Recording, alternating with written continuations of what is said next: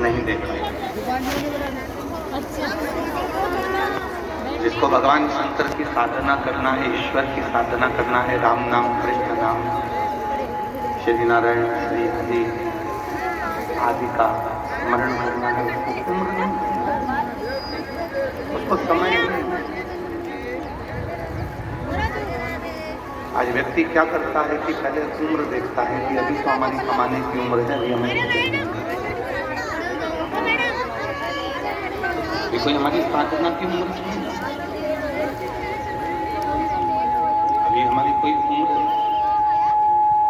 ऐसी नहीं हुई है कि हम भजन में लगे।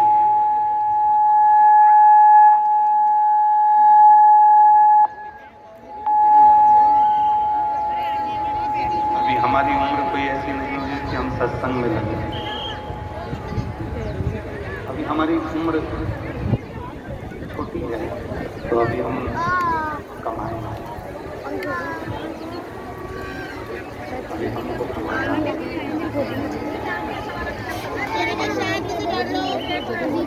शिव पुराण कहते हैं शिव की भक्ति के लिए ना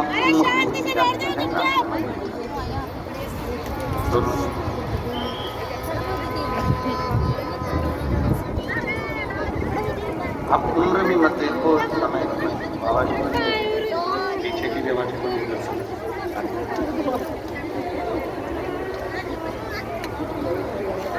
जब तुम्हारा मन कर जाए, जब तुम्हारा चित्त कर जाए और तुम्हें लगने लगे कि मुझे ईश्वर की आराधना साधना करना है, जब तुम्हारा मन लग जाए, कि तुम्हारा चित्त लग जाए, आवाज सुनो बेटा, जब तुम्हारी चित्त वृत्ति में ये बात बैठ जाए कि हमें ईश्वर की साधना करना है, फिर हमें उम्र नहीं।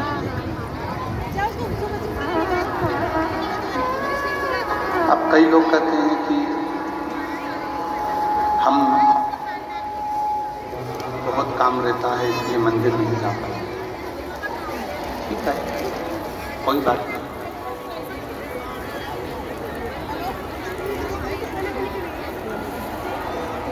ठंडालों की आवाज खुली है। कोई कहते हैं कि हमें मंदिर जाने का समय सुबह सुबह नहीं मिलता।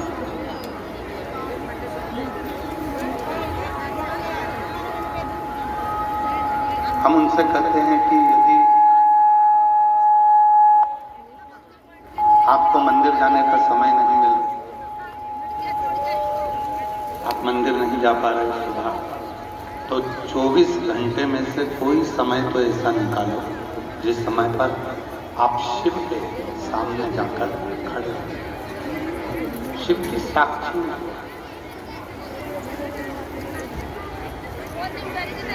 प्रत्येक भारत की भूमि पर ही नहीं, देश और विदेश में जहाँ भी शंकर जी के मंदिर हैं, चाहे वो ज्योतिर्लिंग हो, चाहे तुम्हारे आसपास का मंदिर हो, तुम्हारे घर के पास का मंदिर हो, चाहे तुम्हारे घर में शंकर जी का कोई शिवलिंग हो, जो तुम्हारे घर के पास में हो।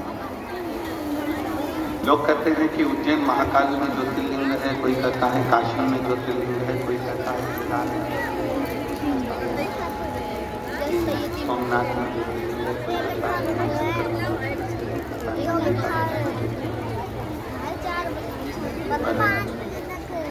तो महापुराण की कथा एक सुंदर बात है। आवाज नहीं आ रही है, पंडालों में आवाज खुली है। तो महापुराण की कथा भगवान शंकर की कथा वर्णन करती है कि केवल उज्जैन ज्योतिर्लिंग में नहीं, काशी में ही नहीं, केदार में ही नहीं, भीमा शंकर या कृष्णेश्वर या मल्लिकार्जुन में ही नहीं, शिव महापुराण की कथा कहती है कि शिव भगवान शंकर का शिवलिंग तुम्हारे घर के पास में भी अगर किसी मंदिर में है और तुम्हारे घर के अंदर भी यदि कोई शिवलिंग विराजमान है, तो ये समझ लेना कि वो 12 ज्योतिर्लिंग के रूप में विराजमान।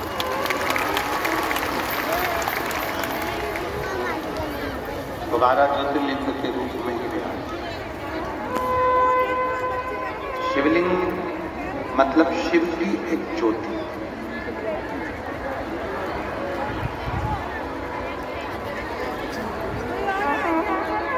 शिवलिंग मतलब भगवान शंकर की एक ज्योति।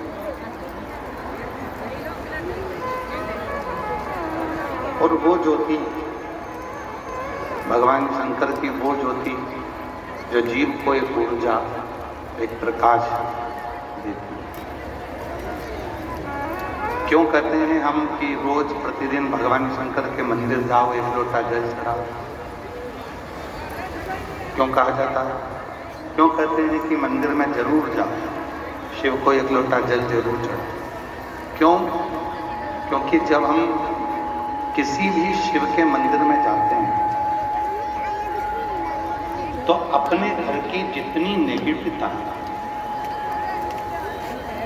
जितनी भी नेगेटिव ऊर्जा, हम जब भगवान शंकर के मंदिर में जाते हैं तो शिव को जब हम जल चढ़ाते हैं या शिव की साक्षी में पहुंचते हैं तो अपने घर की जितनी भी नेगेटिव है, जितनी भी गलतियां हैं, जितने भी गलत विचार हैं, गलत सोच है, वो हम शिव के मंदिर में जाकर भगवान शंकर को दे देते हैं और शंकर भगवान से उनकी ऊर्जा मांग कर लाते हैं और अपने घर में स्थापित करते हैं। अपने घर में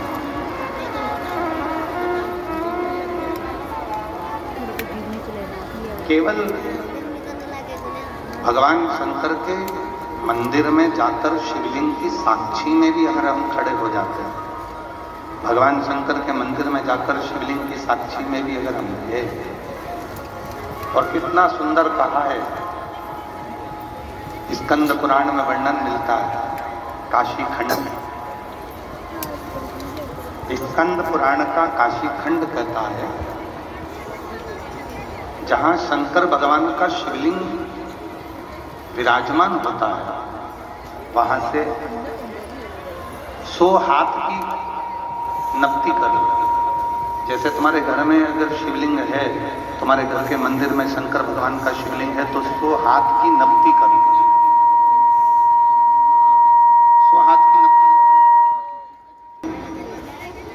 आप भूलवश भी यदि कोई हमसे पाप कर्म भी हो जाता है तो शिव उसको पुण्य में बदल भगवान भोलेनाथ।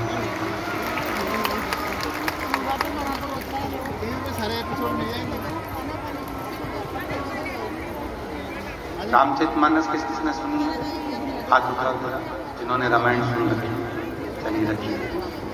श्रीमद् भागवत कथा किसने सुनी है? प्रणाम रखिए। दोनों कथाओं को देखो, दोनों कथाओं का स्मरण करें। भगवान श्री राम जी महाराज का प्रागट्य होता है माता कौशल्या जी के गर्भ से। समय आने पर भगवान शंकर राम जी का दर्शन करने के लिए आते। सुनिए ना कथा सबने, जम के तो बोलो जरा। अब जो रामचरितमानस में हुआ कि भगवान राम जी का प्रागट्य हुआ और भगवान भोलेनाथ, भगवान शिव राम जी का दर्शन करने कौशल्या जी के दरवाजे पर दर्शन, और कौशल्या माता ने राम जी के स्वरूप का दर्शन भगवान शंकर जी को कराया।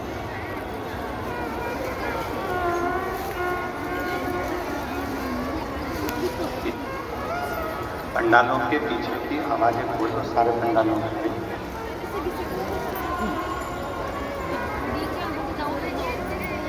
कौशल्या जी के सामने भगवान देव जी जो महादेव एक योगी का रूप धरकर, एक साधक का रूप धरकर